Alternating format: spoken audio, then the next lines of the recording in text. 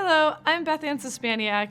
I am the Director of Ignatian Service. I've been at Loyola Blakefield for 16 years. I started as a biology teacher, and 11 years ago I moved into the role of Director of Ignatian Service. My name's Grady Riley. I'm the Director for Campus Ministry. This is my 13th straight year in Jesuit education, and this is my 5th year at Loyola Blakefield. Our retreat program is designed to have major stepping stone blocks as each retreat.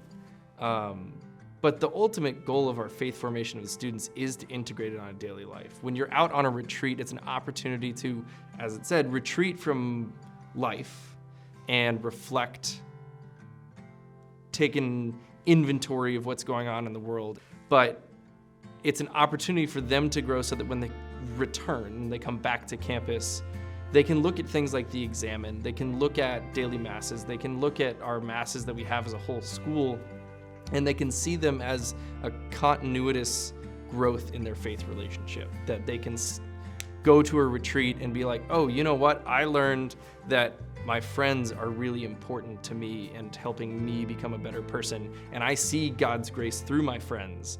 And then 3 weeks later, they can go through an Examen, and the Examen asks you, what is something you're grateful for today? And you're grateful for your buddy who gave you a chocolate bar at lunch because you didn't have one, and then you were able to recognize and kind of connect that I can see God through my friends. And so the retreat programs are obviously fantastic stepping stones, but ultimately, the goal is for our faith formation to be a daily experience. I think the students gain a sense of empathy when they complete their service projects. They understand what it means to listen to another person, to remove judgment, and to try to just walk with that person and be with that person and respond to the needs of that person. I do think they take that with them into their friendships, at home, with their teachers. They've learned something and they can apply it to so many other situations. So I love to see how empathetic and compassionate our boys become while they're serving. If you kind of look into the hours that goes in to plan a retreat, to have teachers staff the retreat, to be chaperones on it, if you want to look at something as big as Kairos, which is a 4-day experience where teachers will leave right after school, and then they'll miss 3 days of teaching class, 3 days away from their families, 3 days away from comfort, 3 days of long nights and exhausting emotional experiences. That's a lot to ask of human beings. And the reward of these retreats is unspeakable. It's amazing to watch young men grow.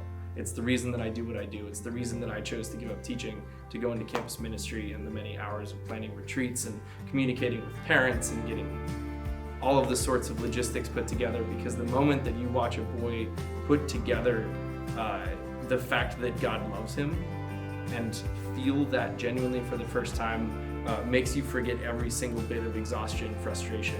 I really love to accompany our students on their service trips. It's incredible to see the growth in just a short amount of time. We might go someplace where they've never been and they're talking to somebody and they're really uncomfortable and they don't know what to do.